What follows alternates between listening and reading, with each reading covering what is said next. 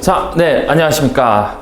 자, 오늘은 지금까지 진행했었던 11번의 강의를 마무리하는 최종적인 강의로 근막 발통점에 대해서 간단히 다룰 겁니다. 근막 발통점이라고 한다면은 여러분들이 굉장히 과학적이고 어떤 경혈 개념을 대체하는 이론이라고 생각하기가 쉬울 텐데, 이제 여러분들의 그러한 좀 잘못된 인식을 바로잡는 그런 내용들을 간단히 다루도록 할 겁니다. 자, 제가 지금까지 진행한 강의들을 살펴보면은 한 강의당 30분으로 잡았다고 한다면은 12번이니까 360분, 그러니까 거의 한 6시간 정도죠. 여러분 보통 한의과대학에서 침구학 강의가 회당 한 3시간 정도로 진행이 되기 때문에 시수로 따지자면은 지금 거의 개강을 해서 두 번째 강의를 마쳤다고 여러분들이 생각을 하시면 좋을 것 같아요. 이 강의를 진행을 하고 이어서 제가 또 다른 시리즈로 진행할 강의에서는 조금 더 강론으로 들어가서 침 치료에 관련 기전들을 조금 더 분자 수준에서 상세히 다루도록 하고, 더 이어서는 임상시험 결과들을 바탕으로 해서 어떤 질환에는 왜 침 치료가 효과적인지, 또 왜 어떤 질환에서는 침 치료가 효과를 나타내지 못했는지와 같은 강의들을 지속적으로 업데이트할 예정입니다. 많은 관심 부탁드릴게요. 이번에 진행할 강의는 방금 전까지 소개를 드린 것처럼 근막 발통점에 대한 얘기입니다. 자, 근막 발통점에 대해서 제가 소개를 드리려고 하는데, 여기 보시면 아시겠지만 아직은 잘 입증되지 않은이라는 부제를 달았어요. 이것이 의미하는 바가 뭐냐면은, 제가 지금까지 약 11번의 강의에 걸쳐서 침 치료의 기전에 대해서는 상세히 설명을 드렸습니다. 거기에 대해서 말초에서의 기전도 중요하고 척수의 분절에서의 조절 작용도 굉장히 중요하고, 그리고 가장 중요한 뇌에서의 조절 작용을 말씀을 드렸는데, 그에 비해서 근막 발통점 개념은 사실 과학적으로 뚜렷하게 입증된 바가 없다라는 얘기를 분명히 우선은 해드리면서, 그렇기 때문에 사실은 여러분들이 침 치료를 과학적으로 접근해야 되겠다라고 생각하시는 분들이 빠지기 쉬운 오류, 근막 발통점은 굉장히 과학적인 개념이고 경혈 개념보다 우수하다, 더 나아가서는 굉장히 침 치료를 과학적으로 하는 한의사는 근육학 혹은 이제 근막 발통점 이론에 기반한 치료를 하는 한의사가 과학적인 한의사다라고 생각하시는데, 사실은 전혀 그렇지가 않다는 얘기를 드리려고 합니다. 자, 여러분들이 우선 지금 좀 어두워서 잘 안 보일지 모르겠는데, 여러분들이 보통 많이 보시는 책 중에 하나가 이제 근육학 책이 있을 거예요. 뭐 여기 보면 기능해부학도 있고 근기능 검사도 있고 근막통통 증후군도 있고 여러 가지들에 대해서 뭐 이제 경락 얘기도 있고 뭐 TP 얘기도 있고 뭐 근육 얘기도 있어서 뭐 진단도 하고 치료도 하고 트리거 포인트 뭐 어떻게 하고 환자한테 어떻게 뭐 셀프로 이렇게 이제 운동하세요, 이런 내용들이 전부 다 들어가 있어서, 와, 이거 정말 이 근육학을 내가 마스터하면은 침 치료를 정말 잘할 수 있겠구나 라고 여러분들이 생각을 하시게 될 겁니다. 물론 이러한 이론들을 알아둬서 나쁠 것도 없고, 또 여러 가지 운동들이 환자들에게 굉장히 도움이 되는 운동들도 있고, 특히 일부 통증 질환 같은 경우에는 특정한 근육의 문제로 인해서 나타나는 경우도 있기 때문에 그런 부분들을 정확히 진단하는 데 있어서는 분명히 이러한 지식들을, 특히 해부학적인 지식들은 굉장히 중요합니다. 하지만 그러나 여러분들이 근막 발통점, 트리거 포인트에 대해서 어떤 임상에서 정말 이러한 패턴대로 통증이 나타나더라, 여기서 치료하니까 굉장히 효과가 좋더라 라고 얘기는 할 수가 있을지 모르지만, 그 개념들이 실제 어떤 과학적인 베이스 위에서 논의가 되고 있거나 아니면은 그런 과학적인 베이스들을 충분히 갖추고 있느냐라고 한다면은 전혀 그렇지가 않다는 거죠. 자, 통증 유발점의 존재는 여러 연구들을 통해서 실증 단계에 있다. 요거는 제가 강의를 준비하면서 그래도 좀 표현을 완곡해 한 겁니다. 사실은 실증을 여러 번 하려고 시도를 했는데 별로 실증이 잘 안 된 거죠. 뭐 기초 수준에서 뭐 근막 발통점은 다른 부위들에 비해서 뭐 염증성 사이토카인의 농도가 높다거나 하는 여러 가지 뭐 요인들, 혹은 뭐 초음파로 봤더니 근막 발통점 이론의 뭐 중시가 되는 우리 타우트 밴드 같은 것들이 실제로 관찰이 되더라. 타우트 밴드라는 거는 어떤 이제 근육의 이제 띠 같은 건데, 이제 그런 것들이 뭐 운동에 뭐 문제라거나 뭐 근육의 손상이라거나 이런 것들이 누적이 돼서 아니면 급성으로 생길 수도 있는데, 그러한 것들로 인해서 생기는 병변이라고, 근육의 병변이라고 이해를 하시면 될 거예요. 그런 것들이 존재한다. 그리고 어떤 사람들은 직접 내가 손으로 눌러보면은 그것들을 진단을 할 수가 있다. 그래서 그 진단이 상당히 여러 이 이론을 배운 사람들 사이에서 일치하더라. 이런 식의 여러 가지 이론들을 들어가지고 근막 발통점은 그래서 존재하는 이론이다 라고 얘기를 합니다. 하지만 사실은 그렇지가 않죠. 그냥 손상을 받은 모든 부위는 다른 정상적인 부위에 비해서 항상 염증성 사이토카인의 농도가 높다거나 하는 그런 부분들이 잘 알려져 있습니다. 우리 흔히 근막 발통점 같은 경우에는 눌러서 직접 통증이 발생하는 부위, 물론 레퍼드 페인이라고 하는 그런 이제 연관통의 형태로 나타날 수도 있지만, 그러한 통증이 발생했다는 것 자체가 어떤 근육이나 어떤 조직에 이미 손상이 생겼다는 그러한 얘기들을 이미 할 수가 있는 겁니다. 그 얘기란 즉슨 근막 발통점이 있어서 그것들이 어떤 특성으로서 염증성 사이토카인이 높다는 게 아니라 그냥 손상을 입었기 때문에 염증성 사이토카인의 분비가 높다, 그 농도가 높다라고 얘기를 할 수가 있는 거죠. 그리고 초음파 진단 아니면은 뭐 촉진 진단 다 뭐 일치도가 높다고 주장하는데, 비판적으로 검토를 해봤을 때는 별로 그렇지도 않다. 심지어 연구들이 굉장히 소규모 연구이기 때문에 이 합의점이 제대로 통계적으로 유의하지 않은 것 같다. 물론 연구에서는 유의하다고 주장을 하지만 실제로는 그렇지 않은 것 같다라고 하는 여러 가지 비판들이 존재합니다. 자, 이 근막 발통점 개념은 1940~50년대 이제 트라벨이라는 분이 발견을 해서 어떤 이제 시스템 체계적으로 이렇게 정리한 그런 이제 문건들이 있고, 80년대에는 우리 잘 알고 있는 이제 트라벨 사이먼스의 임상 서적이 나온 그러한 역사들을 가지고 있어요. 서구권에서 침 치료를 하시는 분들이 트리거 포인트 개념이 굉장히 임상적으로 합리적이기 때문에 그러한 개념들이 경혈 개념을 대체할 수 있을 것이다 라는 얘기도 했다고 제가 이전 강의들을 통해서 설명을 드렸을 겁니다. 그런데 정말 그러냐, 근막 발통점이 정말 과학적이냐? 라고 했을 때는 제가 지금 말씀을 드린 바로 그런 이유 때문에라도 전혀 생각보다 과학적이지 않더라 라는 것들을 알 수가 있죠. 하지만 그런데 왜 한의사나 한의계 분들 혹은 서구권에서 웨스턴 스타일 아큐펑처를, 웨스턴 메디컬 아큐펑처를 추구하는 분들이 이런 트리거 포인트 개념을 좋아하느냐라고 했을 때, 사실 경락하고 굉장히 일치한다는 것들이 알려져 있기 때문이에요. 연구에 따라서는 초기 연구에서는 막 70, 80년대 연구에서는 한 70% 정도가 겹치는 것 같더라 라고 하고, 한 90년대, 2000년대 연구에서는 거의 한 90% 이상이 경혈하고 이 트리거 포인트하고 굉장히 유사한 특성을 가지고 있더라 라는 것들을 보여줍니다. 이게 의미하는 바는 여러 가지가 있을 수가 있어요. 정말 경혈이나 트리거 포인트가 존재가 할 수가 있는 개념이다 라는 관점이 하나가 있을 수가 있겠고요.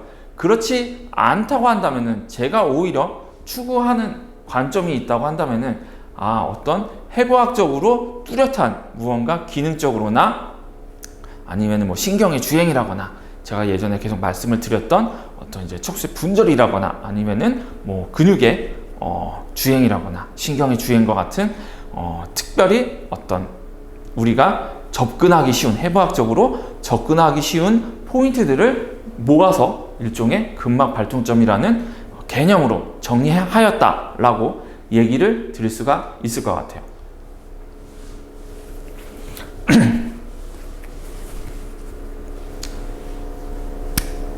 자, 이러한 유사점을 가지고 봤을 때, 우리 근막 발통점이란 이러한 전통적인 경락 개념을 극복을 해서 현대적인 관점에서 경락 개념을 설명할 수가 있다라고 주장하는 근거가 되고 있습니다. 그런데 정말 그럴까? 단순히 외견상 유사하다고 해서 이 개념들이 정말 과학적으로 타당하느냐라고 했을 때 사실은 그렇지가 않다고 알려져 있는 거죠. 자, 또 아까 설명을 드렸듯이 근막 발통점에 우리 이제 타우트 밴드, 이 T는 근복, 그러니까 이제 근육의 몸통을 얘기를 합니다.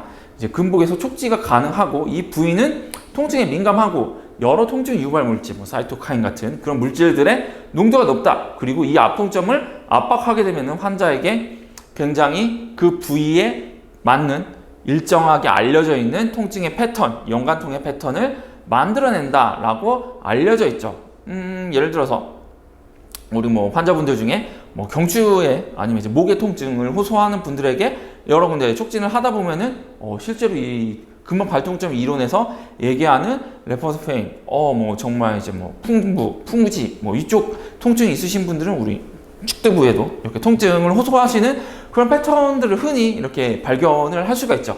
그러한 것들을 봤을 때, 그러면 정말 근막 발통점 이론이 맞는 건가요? 라고 생각을 하기 쉬운데, 사실은 그러한 현상은 어떻게 존재를 할 수 있겠지만, 그런 것들을 굉장히 체계적으로 조사한 것들은 생각보다 연구가 많지가 않고, 이 근막 발통점이 존재한다고 주장하는 분들의 여러 근거들은 제가 아까 전에 말씀을 드렸듯이 생각보다 과학적으로 설득력이 없다라는 것들을 보여줍니다.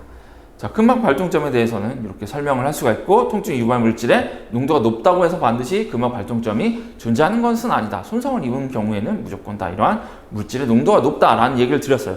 자, 그리고 여기서 또 한 가지 드릴 얘기가, 여러분들이 근막 발통점이 어떤 경혈은 굉장히 동양의학적이고 굉장히 오래된 이론이고 잘못된 어떤 이론이다라고 하는데, 사실은 뭐 나름의 경혈에 대한 연구들이 2000년대, 2010년대 들어서도 꾸준히 연구가 제기되어 왔습니다. 뭐 예전에는 정말 제가 이제 공상학번인데, 제가 학교를 다닐 때는 여전히 뭐 경혈학이나 친구학 시간에 뭐 중국에서 90년대에나 연구가 돼서 뭐 순경 감전이라고 그래가지고 뭐 듣기감이나 뭐 침을 놓으면 경락 주행을 따라가지고 어떤 그런 듣기감이 전달이 된다거나 이런 얘기들을 쭉 했었는데, 이미 뭐 중국 본토에서조차도 침 연구를 많이 하다 보니까 어떤 듣기감이라는 거는 우리 이제 A 뭐 이제 델타라거나 하는 A 베타라거나 하는 여러 가지 뭐 신경들의 섬유를 자극해서 나타나는 현상일 뿐이다, 이런 것들이 알려져 있고, 경락의 주행으로 느끼는 것은 사실은 그냥 신경의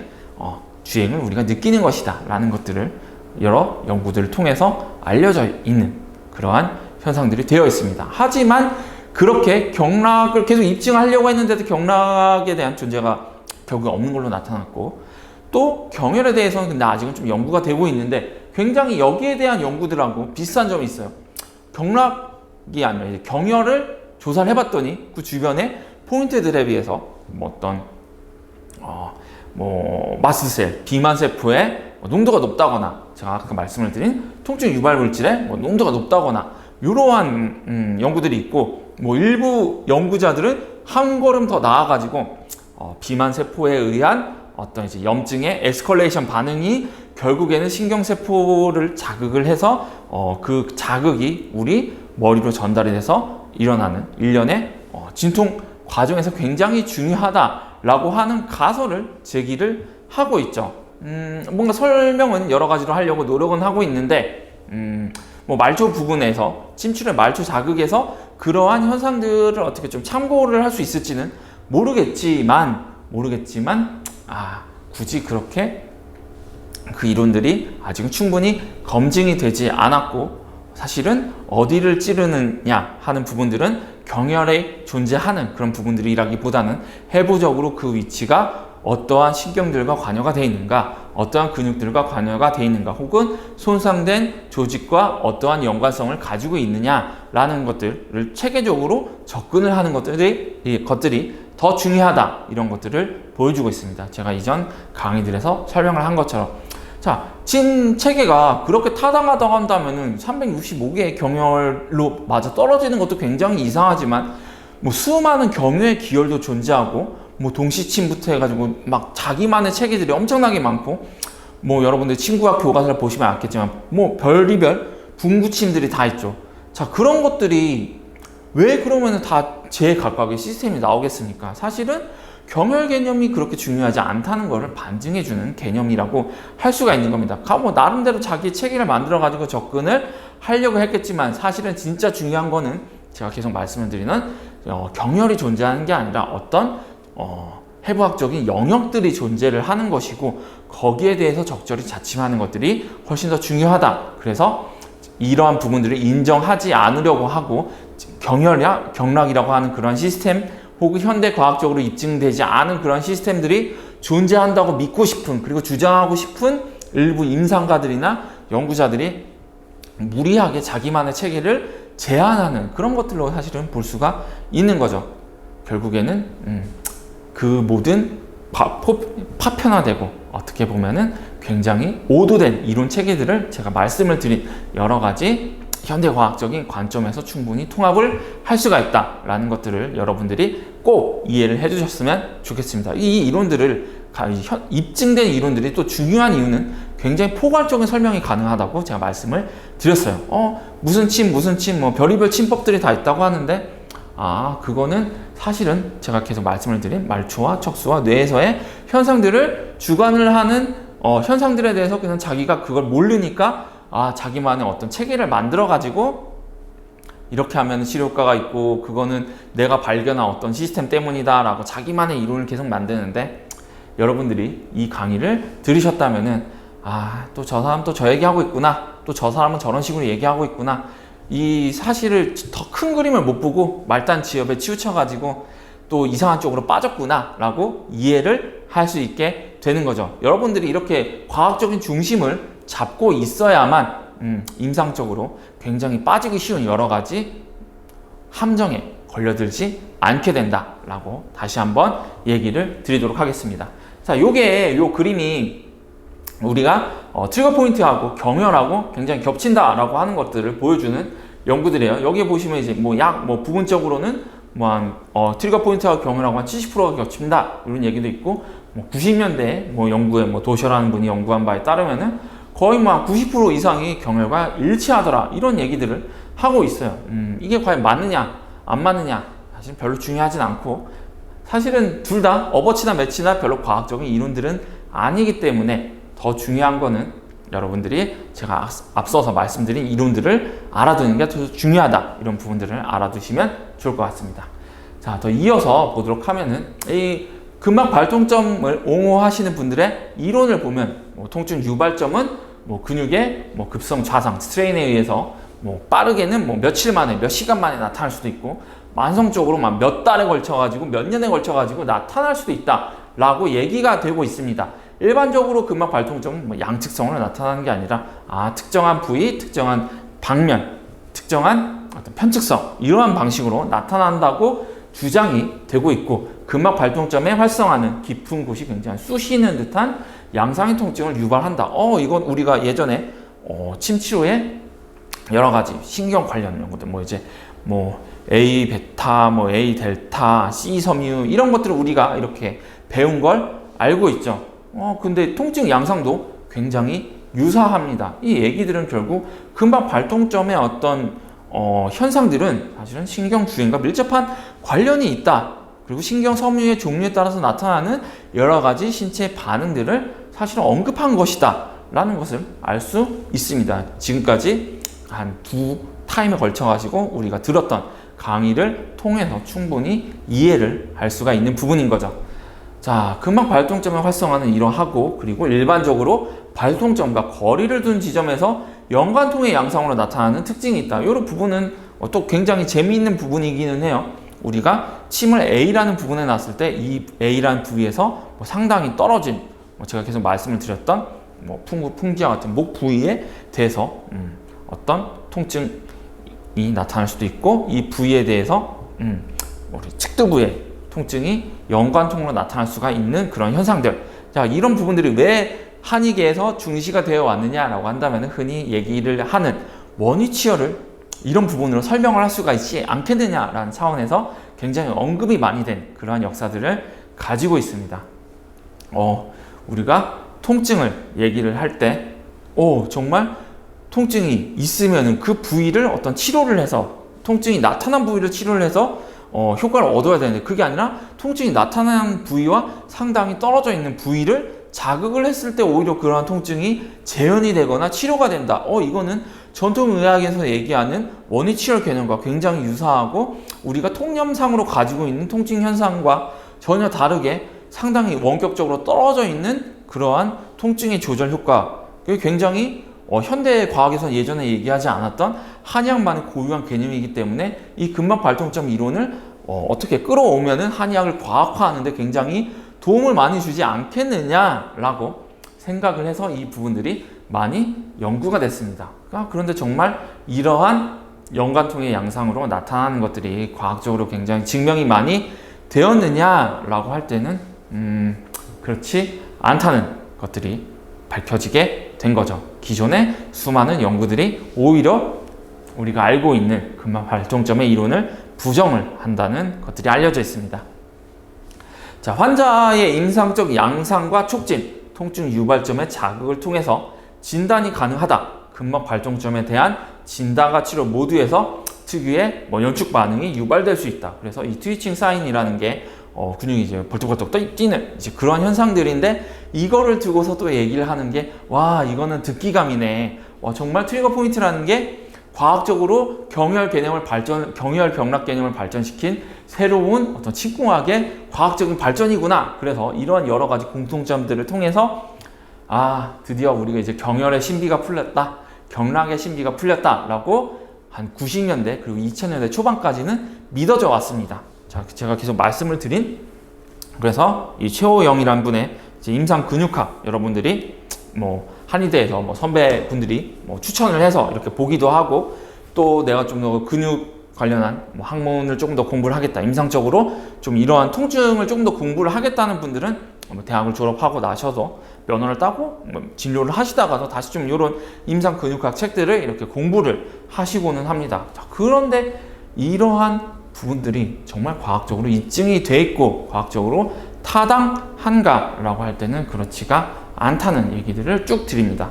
근막 발동점 개념이 없어서 제가 말씀을 드렸듯이 굳이 조직학적으로나 염증성 사이토카인의 농도나 마스트셀의 비만세포의 농도, 이런 부분들이 사실은 중요하지가 않고, 정말로 중요한 거는 말초 수준에서는 정말 그 부위, 그러니까 연관통들을 굳이 고민할 필요가 없고, 부위에서 신경 자극이 어떻게 일어나는가가 굉장히 중요하다라는 것들을 보여주고 있고, 정말 어떤 경혈과 경락의 주행을 밀접하게 알고 싶다고 한다면은 사실은 우리가 잘 알려져 있는 척수에서의 분절의 조절, 이것들이 사실은 침 치료의 작용 기전, 그리고 경혈과 경락 이론의 핵심적인 부분들이다. 따라서 굳이 특정한 포인트 혹은 특정한 어떤 가상의 체계를 굳이 언급하지 않더라도 과학적으로 입증되지 않은 이런 근막 발동점 개념이 됐건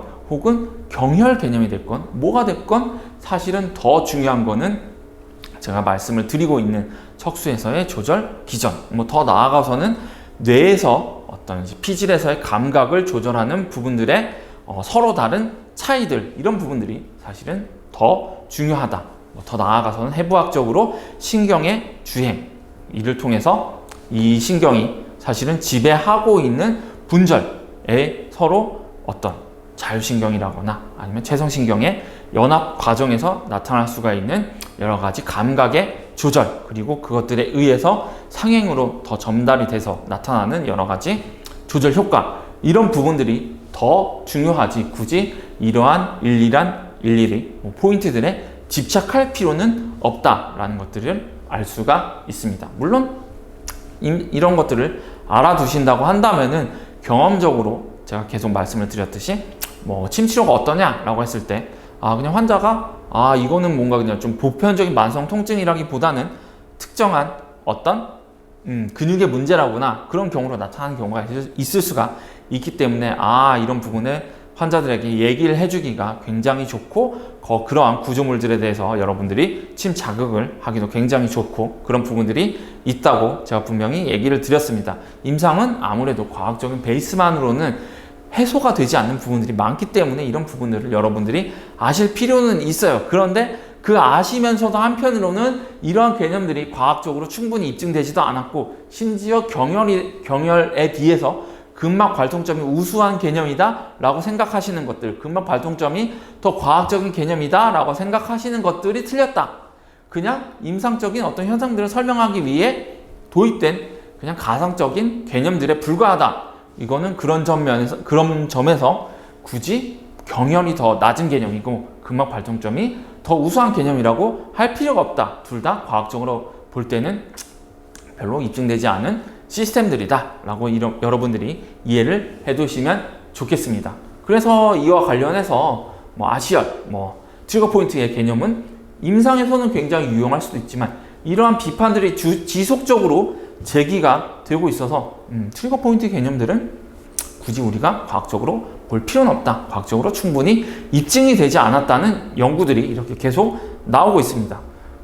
여기에 보시면은 이제 근막 동통 증후군의 이론들 그리고 트리거 포인트의 개념들은 굳이 어떤 과학적인 설명이 되지 않았다. 그렇기 때문에 이에 대해서 타당한 과학적인 설명이 이루어져야 될 걸 신경생물학적으로 잘 입증된 이론들은 제가 지금까지 말씀을 드렸던 트리거 포인트가 아니라 신경에서의 침구학의 이론들이다 라고 여러분들이 이해를 해주시면 굉장히 좋겠습니다. 이 비판들에 대해서는 이제 다음 강의 시리즈들을 통해서 충분히 설명을 드리도록 할 겁니다.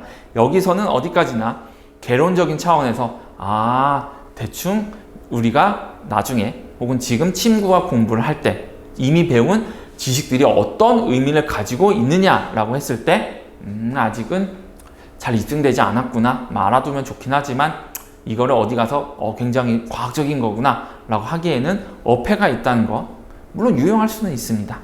하지만 이거를 굉장히 과학적이다 해서는 안 된다는 점 그리고 그거를 왜 과학적이지 않은지에 대해서 간단히 설명을 드렸고 더 상세한 내용들은 이후의 강의 시리즈들에서 다루겠다라는 점을 얘기를 드릴 겁니다.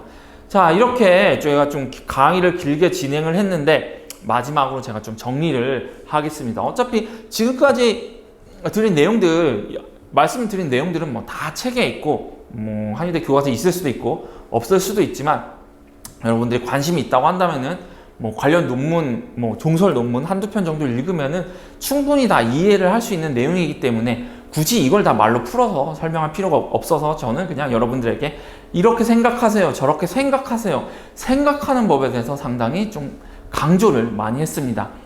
자, 여러분들이 생각을 해두셔야 될 부분, 어차피 나머지 지식들은 다 있더라도 이런 부분들은 여러분들이 알아두셨으면 좋겠어요. 자, 의사라는 건 그냥 기술자가 아니에요. 여러분들이 서양 과학의 역사를 안다고 한다면은 의학은 단순히 그냥 사람을 치료하는 기술이 아니라 자연 과학의 방법론을 만든 그러한 여러 위대한 과학자들이 사실은 의사이기도 했고 그 사람들의 굉장히 과학적인 식견이 생물학적인 발견으로도 이어지고 우리 세계를 이해하는 데 굉장히 많은 도움을 준 학문의입니다. 그리고 의사들은 그런 역할들을 충분히 잘 해왔고 그를 통해서 어떤 사회적으로 굉장히 가치 있는 직군으로 자리를 잡게 됐죠. 여러분들이 의사에 대해서 그냥 사람 치료하는 그냥 이제 그런 기술자네 라고 생각을 하시는데 조금 더 과학적인 전통에 입각해서 의사, 한의사 혹은 한의학은 그러한 어떤 기술적인 측면이 아니라 정말 일상생활을 살아가면서도 과학적인 관점에서 여러 가지 생물학적인 현상들, 사람의 어떤 질병, 건강에 대해서 사이언티픽한 방법들, 사이언티픽한 지식들을 바탕으로 해서 환자에게 접근하는 그러한 사람이 되어야 한다라는 것들을 보여줍니다. 괜히 한의대가 6년제가 아닌 거죠. 왜냐하면 기본적으로 충분한 과학적 식견이 있어야 된다고 생각하기 때문에 그런 겁니다. 침치료가 관여하는 매우 복잡한 신경 생물학적인 신경 면역 현상에 대해서는 더 그렇기 때문에 여러분들은 이 분야의 전문가이기 때문에 여기에 대해서 일반적인 의사들에 비해서 어떤 서양의학적 의사들에 비해서 사실은 한의사의 메인 스팀, 그러니까 한의학을 지지하는 주요한 이론 체계는 이런 신경 면역학의 시스템이기 때문에 이 분야의 전문가인 한의사는 당연히 다른 직군에 비해서 이 지식들을 굉장히 많이 알아야 된다라는 점들도 또 강조를 해드리겠습니다. 이 부분은 침치료만이 아니라 한약에서도 똑같이 적용되는 부분이고 그런 부분들은 제가 또 장기적으로 계획하고 있는 여러 가지 강의 시리즈들을 통해서 아시게 될 겁니다. 또 그리고 치매 과학적이고 학문적인 이해는 이걸 자꾸 이제 전통적이고 경험적으로 하게 되면은 서양 의학적인 전통에서 봤을 때 경험도 중요하지만 경험에만 의존해서 치료하는 의사를 뭐라고 했느냐? 돌팔이라고 했습니다. 네. 영상 시간이 조금 오버가 돼가지고 마지막 마무리 멘트를 드리려고 이렇게 또 다시 추가 영상을 찍게 됐습니다. 자, 결국에 제가 계속 얘기를 마무리해서 드렸던 것처럼 우리가 흔히 이제 한의사라고 하면은 뭔가 굉장히 환자를 뭐 마음을 통해서 뭐 긍휼히 다스리고 뭐 정말 이제 진심으로 이제 치유를 해주는 물론 그런 부분들도 굉장히 중요합니다. 그런데 너무 그 부분이 강조가 되는 이유의 한편으로는 한의학의 학문적인 특성들 또 한의학의 과학적인 특성들이 지금까지 잘 알려지지 않았거나 혹은 정규 교과 과정에서 그렇게 중요하게 다뤄지지 않았기 때문에 또 여러분들이 그러한 지식들에 접근하기가 좀 어려웠던 그런 여러 가지 원인들이 관여를 하고 있다고 생각을 합니다. 이 강의 시리즈는 일단 시작은 침치료로 끊었지만 이어지는 강의들을 통해서 한약에 대해서도 여러 가지 이론들이나 최근의 연구 결과들을 다룰 생각이고요. 여러분들이 그러한 강의들을 쭉 접하심으로써 결과적으로 한의학이라는 게 이런 것이구나. 한의 학문을 공부한 여러분들이 어떤 학자로서 단순히 그냥 진료를 하는 굉장히 환자들을 잘 치료를 하는 그런 의사가 되는 것 뿐만 아니라 굉장히 학문적인 수준에서도 높은 과학성을 갖춘 그런 분들이 되시기를 원하는 마음에서 이렇게 강의를 쭉 진행을 해봤습니다. 앞으로도 더 많은 강의들을 통해서 한의학이라는 것들이 이런 것이다. 한의학을 하는 사람들, 한의학을 우리 과학적으로 접근하려고 하는 사람들, 그리고 임상에서 환자들을 과학적으로 타당한 방법에 의거해서 치료하는 그러한 사람들이 바로 여러분들이 돼야 된다라는 점을 굉장히 강조를 드리고 싶습니다. 지금까지 정창훈이었고요. 지금까지 강의 들으시느라 대단히 고생 많으셨습니다. 이어서 조금 더 본격적으로 구체적인 작용 기전, 특히 침치료의 작용 기전과 그 작용 기전 위에 있는 여러 가지 과학적인 연구들을 소개를 하고 더 큰 체계들, 최근에 밝혀진 굉장히 생리학이나 병리학상의 여러 가지 이론들을 바탕으로 한의학적 치료들을 어떻게 통합을 할 수 있을 것인가, 한의학을 과학적으로 어떻게 전반적인 체계를 갖춰서 바라볼 수 있을 것인가, 한의학을 어떻게 타당한 현대적인 학문으로서 받아들일 수 있을 것인가 라는 내용들을 집중적으로 다시 다루도록 하겠습니다. 강의 들어주시느라 대단히 고생 많으셨고, 이어서 본격적으로 또 다시 통증과 한약의 주요한 이론들에 대해서 다루도록 하겠습니다. 지금까지 강의 들어주셔서 대단히 감사합니다. 고생하셨습니다.